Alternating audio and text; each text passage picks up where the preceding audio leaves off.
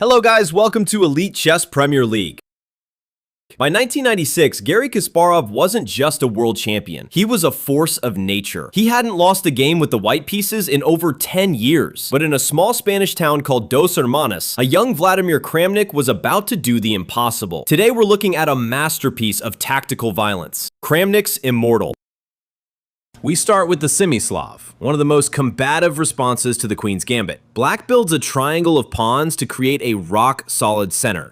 It looks defensive, like a medieval shield, but it's actually a coiled spring. Black is telling Kasparov, go ahead, develop your pieces. Kasparov plays e3. It's a modest-looking move that reinforces the center and opens the path for his light-squared bishop, but it has a downside. It locks in his own dark-squared bishop on c1. This is the trade-off of the semi-Slav. Kramnik responds with knight b to d7. This is the standard Maran setup. This knight isn't just developing, it's supporting the future. c5 or e5 pawn breaks that will eventually blow the center open.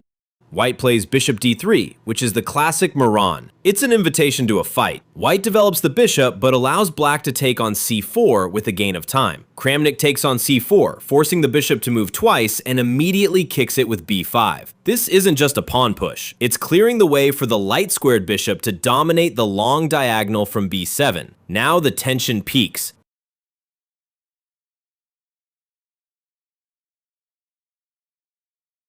Kasparov strikes in the center with e4, but Kramnik counters immediately with c5. This is the Maran in a nutshell. Both sides fighting for central control and open lines for their bishops.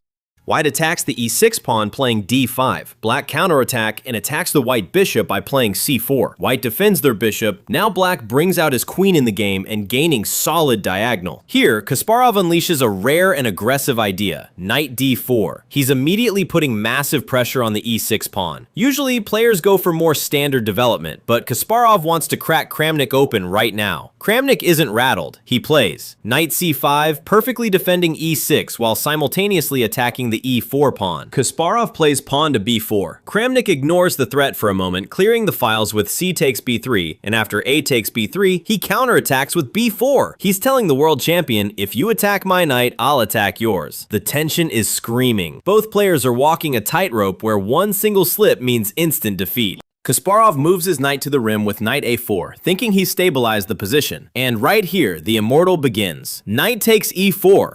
Kasparov accepts the challenge and plays b takes e4. He's now up a full piece. But look at the board. Black's minor pieces are breathing fire, and white's king is starting to look exposed. The hunt has officially begun. Kramnik recaptures with knight takes e4. Look at the board. White's center is gone, and the long diagonal to Kasparov's king is wide open. Kasparov tries to create a distraction with d takes e6, pushing a dangerous passed pawn toward the 8th rank. Most players would panic and try to stop that pawn. Kramnik? He ignores it completely. D to d6.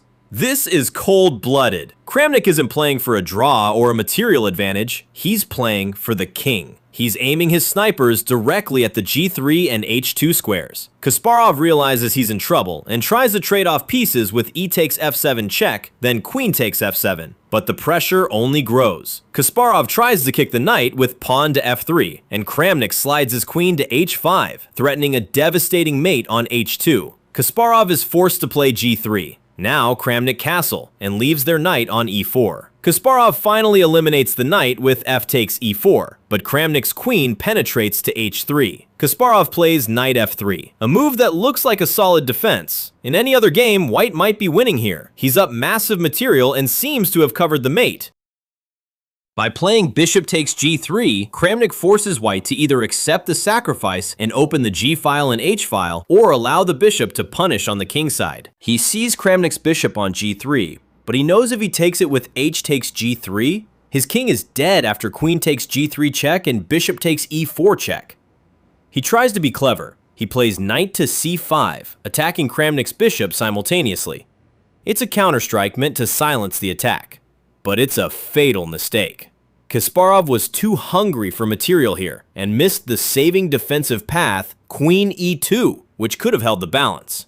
The king has stepped into the trap. Kramnik sacrifices a full rook. This is the Immortal move. He is now down a rook and a piece, nearly 8 points of material against the greatest player of all time. Why? Because the rook on f3 is a wrecking ball. If Kasparov takes it, he loses. If he doesn't, he's paralyzed. The invincible Garry Kasparov is staring at the board, and for the first time in a decade, he knows he is lost. Kasparov has no choice. He takes the rook. By rook takes f3. He is now up a full rook and massive material, but Kramnik's queen immediately penetrates with queen takes h2 check. The white king is forced to step into the cold. King f1. Now look at the board. Kasparov has all the pieces, but he has no moves. Here is the move that turns a win into an immortal. Bishop to c6. Kasparov tries to defend with bishop g5, but Kramnik's bishop follows him like a shadow. Bishop b5 check. Kasparov is forced to block with his knight by knight to d3. The world champion's pieces are now tripping over each other in a desperate attempt to survive. Now rook to e8, rook to a2 attacking queen. Queen h1 check. Rook takes e4 check. Then the queen delivers a series of checks. Queen to g2 check. Queen takes a2, and queen a1 check. Then queen c3 check. Kasparov has reached the edge of the board at b1, but he's run out of room. The final blow, rook to d4. It's a move of pure elegance. Kasparov is in total zugzwang. If he moves his knight, he loses his queen. If he moves his king, he loses his knight. Despite having more pieces, the invincible Garry Kasparov reaches out his hand and resigns. This was the first time in a decade he had lost with the white pieces. A new king of the dark squares had arrived. If you enjoyed this deep dive into Kramnik's Immortal, hit the like button and let me know in the comments, which Immortal game should we cover next? Thanks for watching, and I'll see you on the next rank.